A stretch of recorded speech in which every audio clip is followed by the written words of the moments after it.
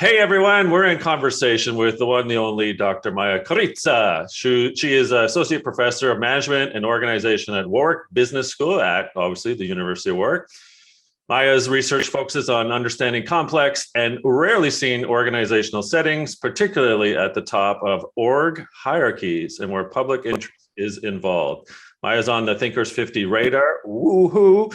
She specializes in corporate governance, accountability, and responsibility, as well as executive management and leadership in practice. I would say we've been friends for way too long because you and I get into all kinds of trouble, Maja. Great to have you here today. Thank you for this.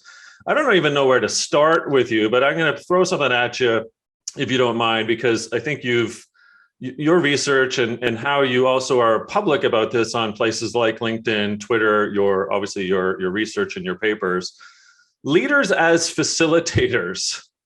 Tell me a bit, when I say that term, what comes to mind, what's working, what's not, and let's go with that. So leaders as facilitators.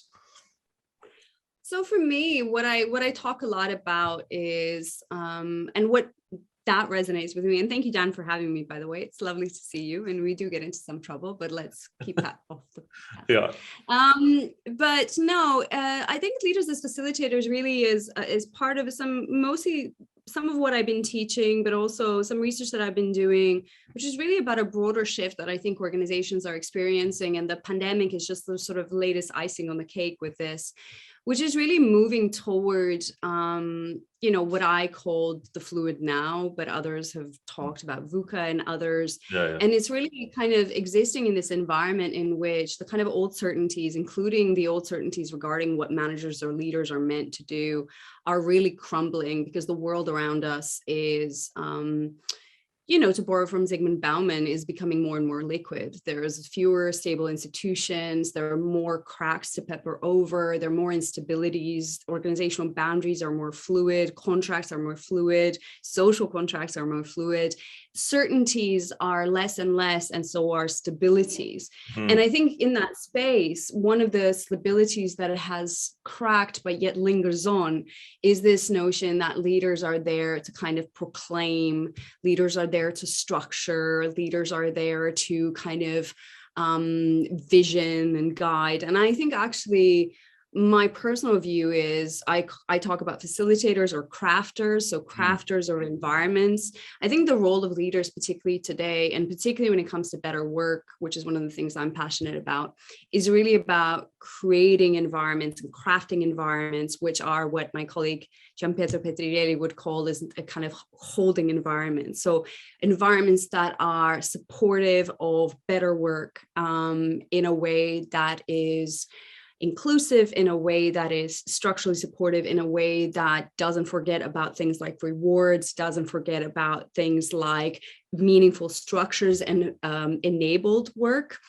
So I think for me, leaders as facilitators, it's less about this idea of proclamation. This idea of charismatic leaders for me is entirely irrelevant. As far as I'm concerned, leadership is a task. And in fact, it's a duty. It's a moral duty if you take it seriously, with a grave responsibility. And I think the responsibility is always to the other. So what can you do to create better conditions in which others can thrive?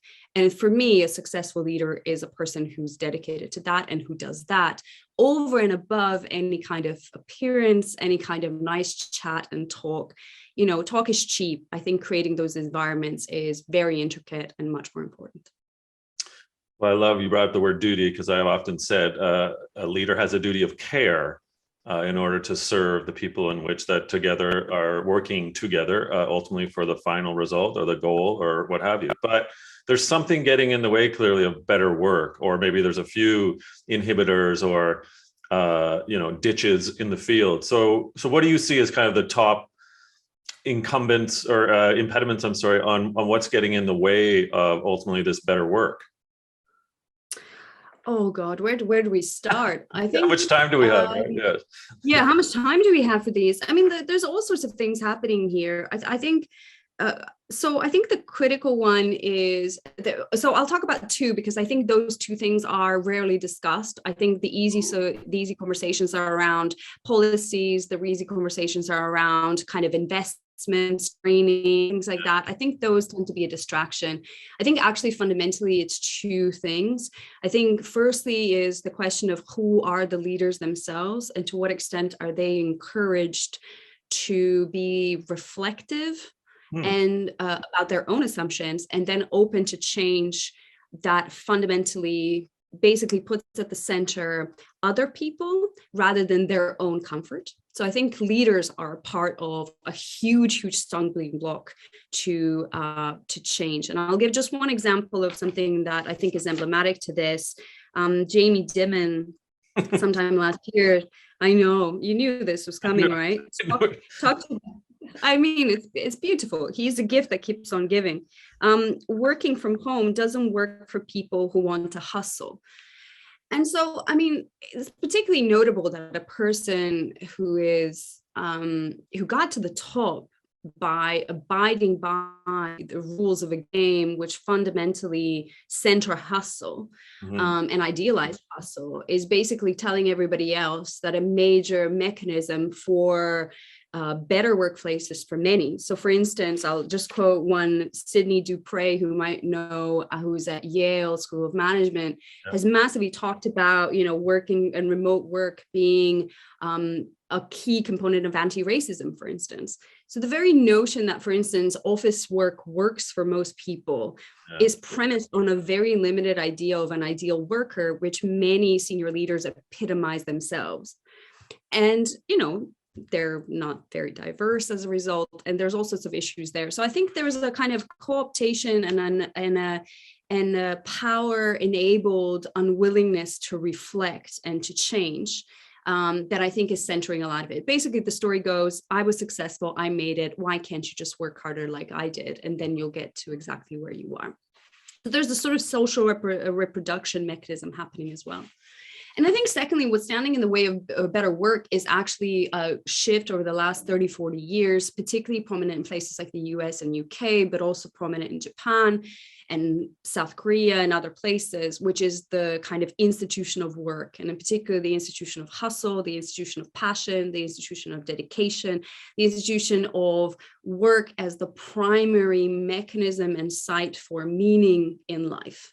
And I think this centrality of work, which is expressed in workaholism, but also in presence of presenteeism, for instance, a presence of emphasis on visibility rather than outputs, I think creates a wider set of environmental constraints to any kind of notions of change. So that, for instance, my colleague, Hee-Jun Chung, who's at University of Kent, a sociologist, just published a wonderful book, The Flexibility Paradox. And part of what she talks about is that flexibility policies in and of itself, which have been suggested as a mechanism of better work, are insufficient, partly because flexible policies and flexible working happens within wider structures of biases, including gender biases. So who works flexibly? When they do flexibly, do we presume, for instance, that women are going to be engaged in other work because this is how we see women who are working from home versus, men working behind closed doors in set offices at home?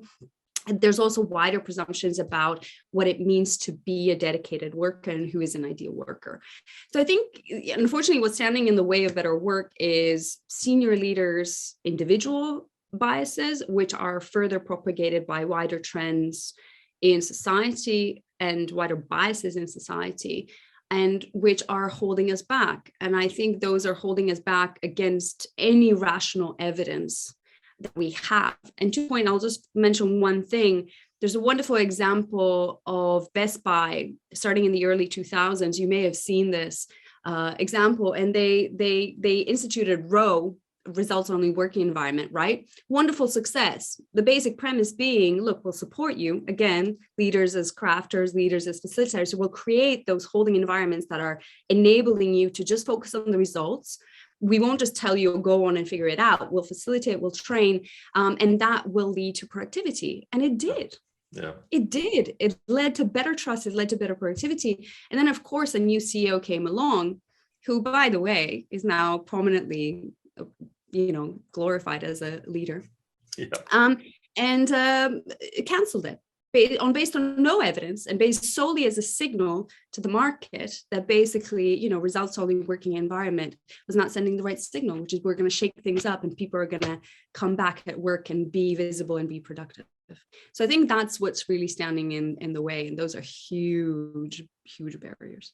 So let's tackle a little bit deeper onto points 1 and 2 then. First on the leaders bit, and wonderful observation. Is this what causes that? Is it that leaders see themselves as having to follow what came before them? So it's a bit like the chimps, monkey see, monkey do, if you will. Is it, I want to climb the ladder, so if that's how I have to play the game, then I better play the game in a way that is humane, or inhumane, I should say, in a way in which that really is almost deleterious to the ego and to the id and to the soul of the employee? Like, what do you see in some of your research and conversations and almost interventions in this world of why leaders are acting this way, or why they change? Because in my opinion, Maja, I don't think necessarily that it's an innate thing.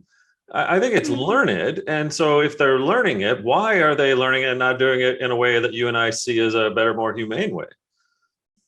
Yeah, so I think there's a couple of things there. I think I think some of it is just mere fundamental basics of humanity. So for instance, one of the things we know is the mere exposure, for instance, effect means that the more we spend time together actually seeing each other, and which normally means co-present in a single space, physical space, that means the more that we like each other.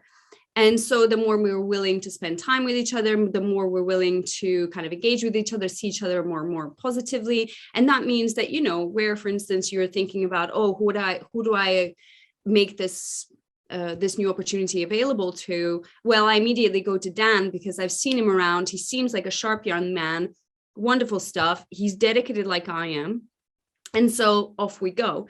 So I think there's a part of it is driven by just biases that we have, biases that basically prejudice us toward people who are visible, toward people who spend time with us, toward people who make us feel good. And part of it is also things like fundamental attribution error. So because we understand our own contexts, we are more willing to attribute, for instance, we're real world limitations to the fact that we can be 100% productive in a particular space. But with other people, we don't see their context. So we tend to attribute their failings to personal failings. And I think, and this is where I get to think my own experience, having shadowed some CEOs as well very closely, and been in boards and observed boards. I think by very nature and structurally, these are separate places.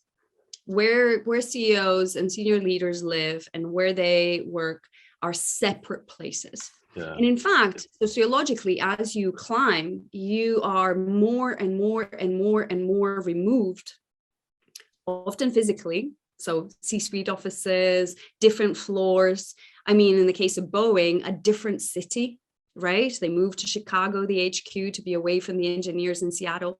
So you are more and more and more removed from the rest in the organization.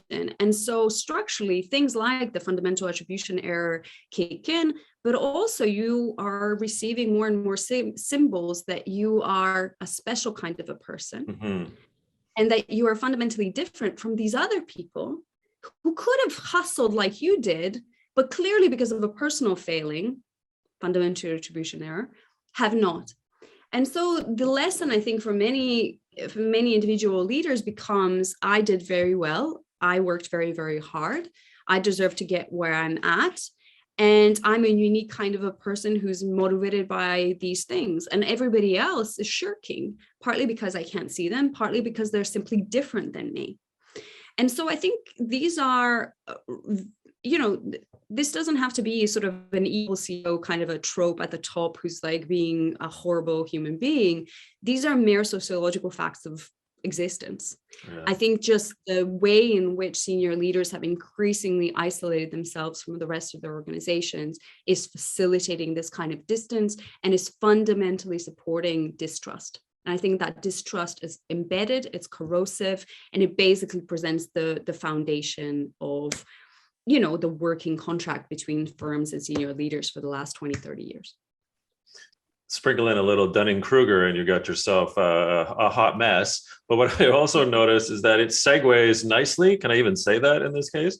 It segues nicely into your second point, which is ultimately the centrality of work. If the leader is then looking at the up and coming leader, let's say, or even the team member, and saying, well, if your life isn't centered around work, well, shame on you. You don't have the hustle. What is your purpose? Shouldn't it be work? And if that's not the case, then I'm not going to view you as worthy of promotion or of the plum assignments or what have you. So do you see a sad, I guess, alignment between your two big kahunas there?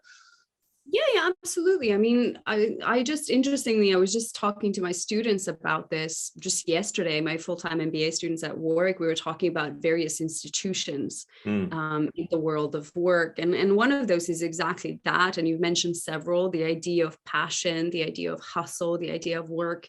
And these are things that, again, senior leaders have learned on their own experience and therefore have been normalized into. And I think what's really dangerous is, when I mentioned to you Jamie Dimon, another in the same article that I was reading, another senior VP at Goldman, another progressive company, highly inclusive, said young bankers have been learn by observing older ones. And this is the critical glue, if you would, that holds cultures together. And it's the reason why people need to go back to the office. And I think what's very interesting about that is, of course, younger bankers learn from older bankers. Yes, but what are they learning? And I think the critical question there is they are learning norms of an industry that has embedded overwork and entirely normalized it. I mean, who cares if you have a paid taxi or if Saturdays are formally off? Right. In an industry that expects 90 plus hours, you're just going to be working on a Sunday until 3 a.m.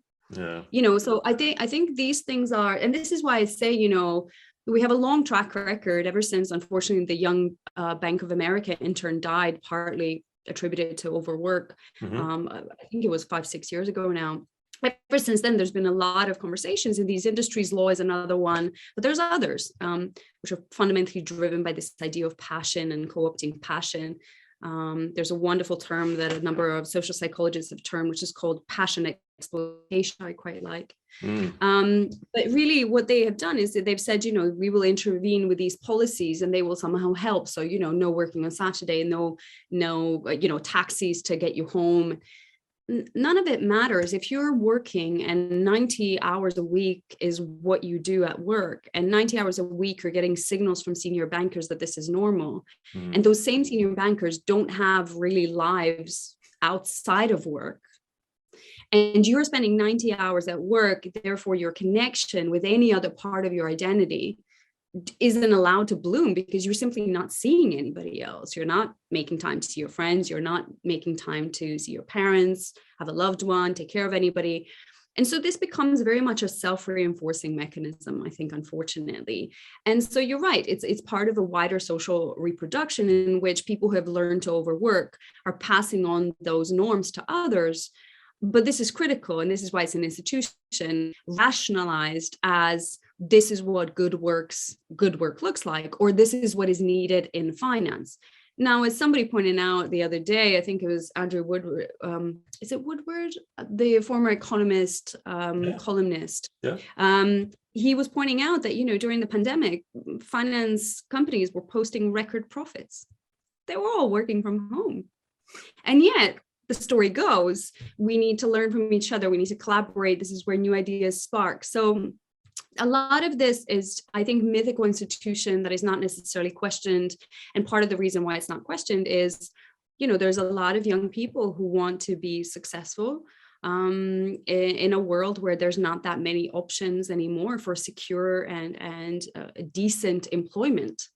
And so if this is the social contract that they have to sign, some of them are thinking, well, that's it. And I think senior leaders know that.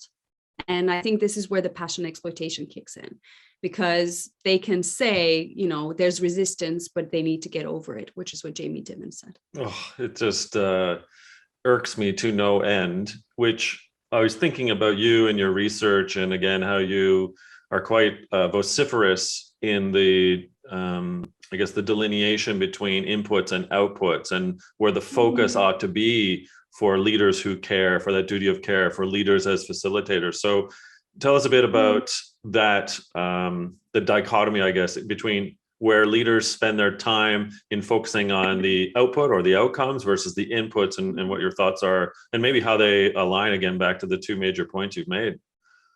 Yeah, I think, to be honest, I think there's, which is quite paradoxical, right? Because a lot of, you would think that organizations are very rational entities, therefore that really, what really matters most of all is productivity and performance and outputs.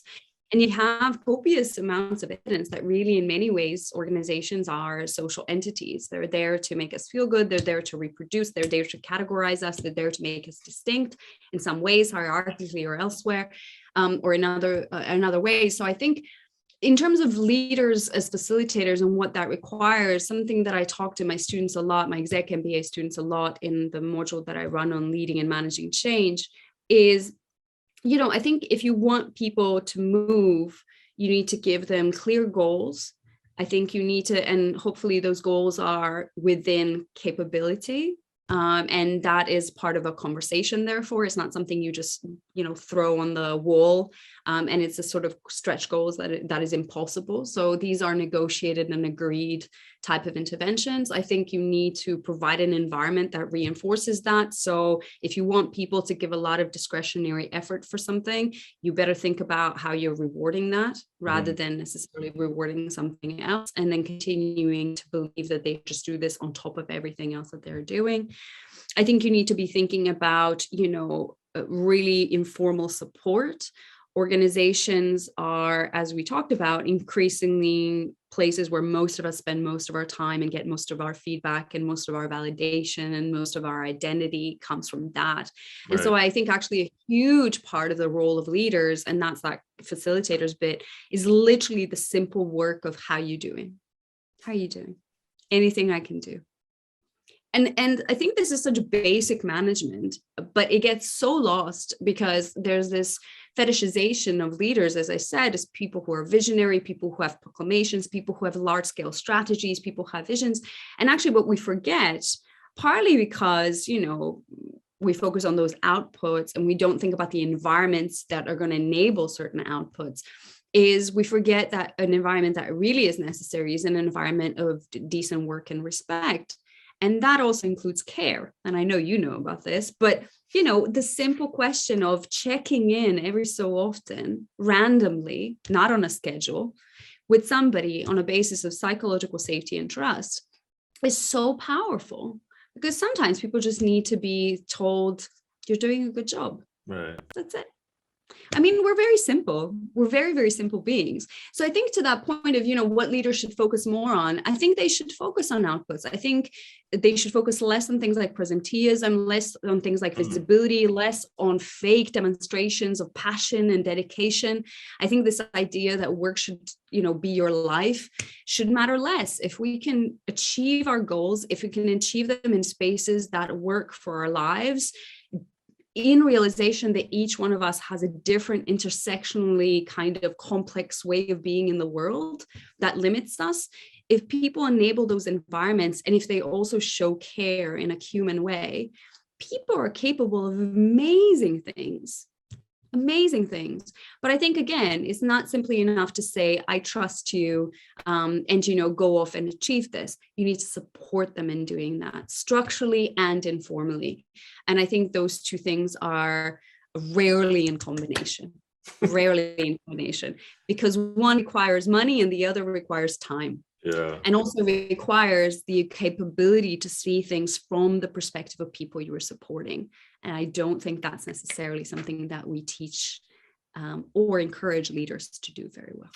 One thing, maybe the last question while I've got you, and that is you've, and I completely agree, you've been known to sort of take on celebrity leaders, I might call them, whether it's Dimon or others, Bezos, for some of their antics. And so are we stuck, I guess the question is, Maja, are we stuck in a world where many of these up and coming leaders are looking to the celebrity leader for inspiration, hope, I guess perhaps the blueprint on how to be? And if so, how do we ameliorate that sort of thinking? And what can we do to expunge the idea that these at times maniacal leaders are actually the blueprint of a caring type of individual.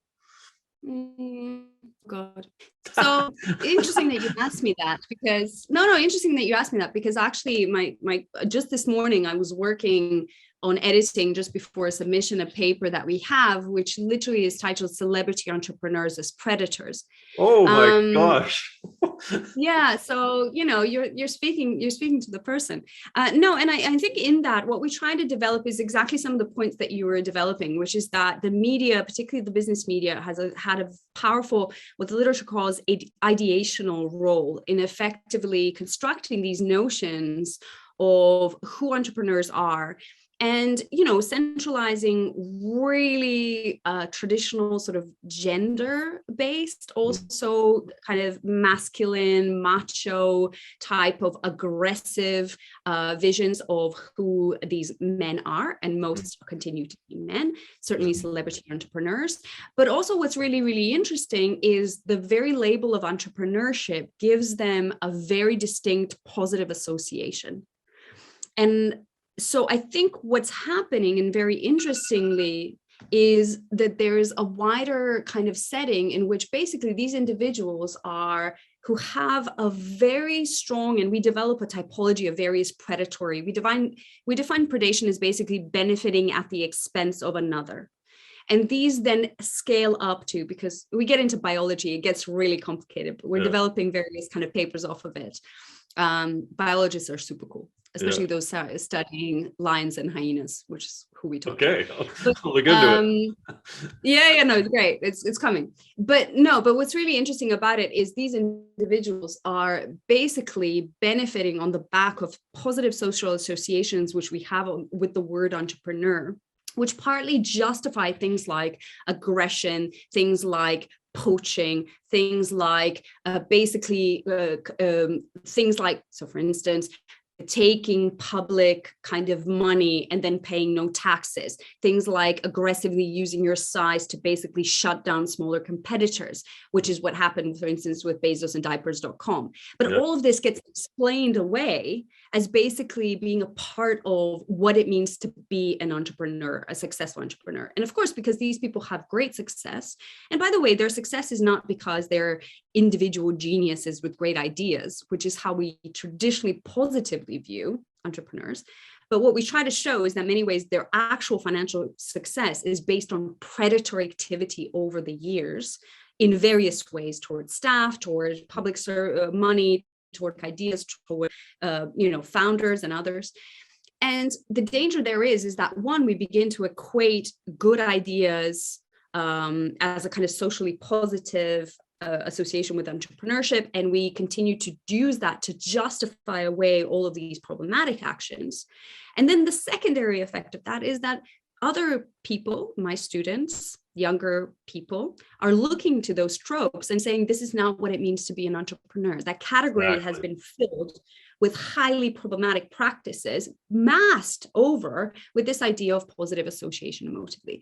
And it's really, really challenging for me. And I spent a lot of my time, and in fact, yesterday in class, somebody also mentioned Elon Musk. And it's very, very telling how difficult it is to have any kind of challenging conversations about these individuals that doesn't either devolve into accusations of jealousy. So they're highly successful, therefore, or basically misunderstanding. So, they're visionaries. And I think it's particularly telling, and it's part of a cult of leadership, or leaderism, as Gianpietro Petriglieri calls it, that we are justifying away a lot of morally dubious action for people simply because they appear to be successful. And what we're entirely denying is the structural actions, the gamemanship, the very problematic business practices that have underpinned a lot of that success, alongside a wider combination of who these individuals are, their structural privileges, and et cetera, et cetera. And I think what it does is represents, as you were rightly saying, a very uncaring, a very non-progressive, a very mythological ideal entrepreneur ideal which is based on very, very, very faulty understanding, particularly at a moment where the world is fundamentally unequal, and where the last 2 years have basically just brought further enrichment to people who already have a lot of it. I think we should be willing to look more realistically at the baseline for success, and also to challenge each other on what basis we're drawing inferences and who are we holding up. So who are we giving pedestals to and for what reason? And the thing is, so yesterday I was talking to my students about WeWork and Adam Newman. That was our case study that we were analyzing. And one of them said, well, I still, at the end of it, I still like Adam. And before that, we were talking about Carlos Ghosn and Nissan. And they were saying, well, I still like Carlos Ghosn. And the thing is, that's fine. I don't challenge that. I don't challenge the idea that we can have an emotive connection to some of these leaders. We can find them charming. We can find them, charismatic, and that's wonderful. But I don't care about that. For me, leadership is the action. It's not the pomp. And I think if we are continually focusing on the stories and the narratives that make these elites look good, I think we're really fundamentally poisoning the pool. And we're also teaching future generations things that I think are really, really detrimental to basically our world. So on that happy note. Well, I love getting into trouble with you. We must do this again, but to prove that I care, I know you must leave so you can pick up your wee one from daycare. Yeah.